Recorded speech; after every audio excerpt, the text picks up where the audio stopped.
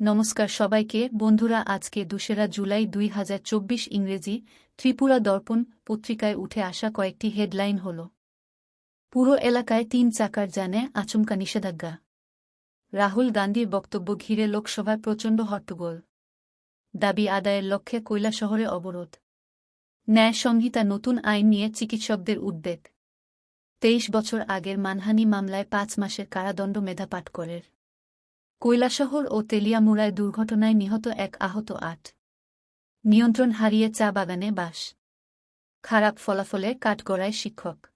বন্ধুরা, এখন আমরা যে হেডলাইনটির বিস্তারিত আলোচনা দেখব সেটি হল পুরো এলাকায় ৩ চাকার যানে আচমকা নিষেধাজ্ঞা। এখানে বলা হচ্ছে, আগরতলা পুর নিগম এলাকায় ৩ চাকার যানের রেজিস্ট্রেশন এর উপর নিষেধাজ্ঞা চাপাল রাজ্য সরকার। সোমবার পরিবহন দপ্তর থেকে এ নিয়ে এক নির্দেশিকাও জারি করা হয়েছে। ওই নির্দেশিকায় বলা হয়েছে, ১০ তারিখ থেকে পেট্রোল, ডিজেল কিংবা সিএনজি চালিত অটোরিকশা, টমটম সহ সমস্ত ধরনের ৩ চাকার যানের রেজিস্ট্রেশন আগরতলা পুর নিগম এলাকাতে আর করা যাবে না।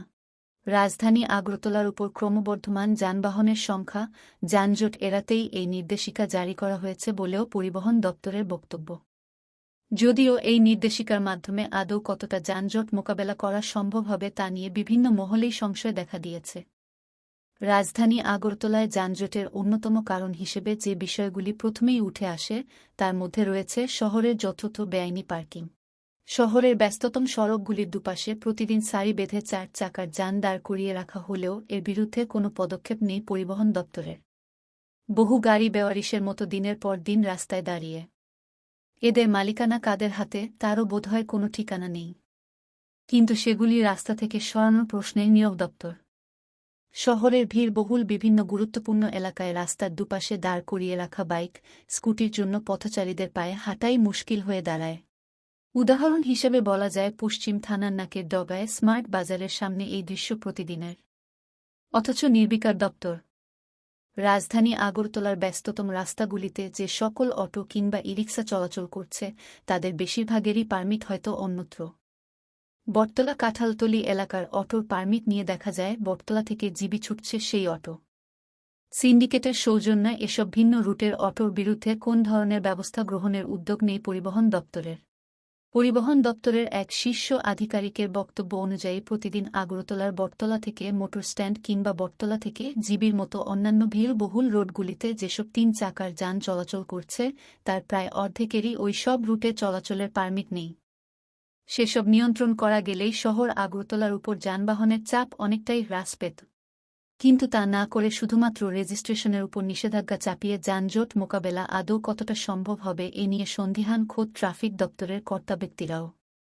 অর্থাৎ যে উদ্দেশ্য নিয়ে এই রেজিস্ট্রেশনের উপর নিষেধাজ্ঞা চাপানোর কথা বলা হয়েছে তা আদৌ কতটা সফল হবে তার উপর শুরুতেই প্রশ্নচিহ্ন উঠে এল।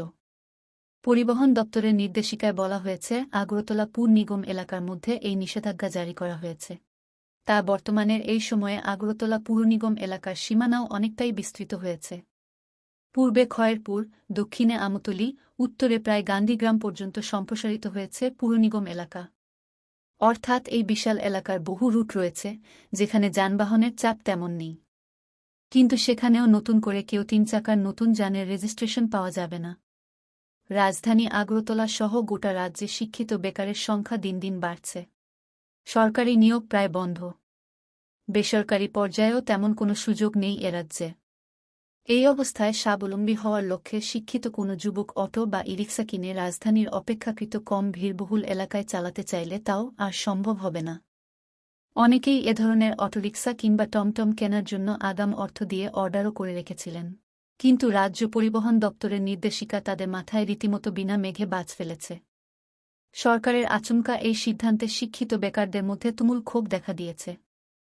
নিয়োগ বন্ধ করে স্বাবলম্বী হওয়ার সুযোগ সংকুচিত করে শিক্ষিত বেকারদের প্রকৃতপক্ষে সরকার ভাতে মারার কৌশল নিয়েছে বলেও ইতিমধ্যেই অভিযোগ উঠে এসেছে। বন্ধুরা, খবর আপাতত এই পর্যন্ত। বন্ধুরা, ভিডিওটি ভালো লাগলে লাইক, শেয়ার, সাবস্ক্রাইব করে আমাদের সঙ্গে থাকুন। ধন্যবাদ সবাইকে ভিডিওটি দেখার জন্য।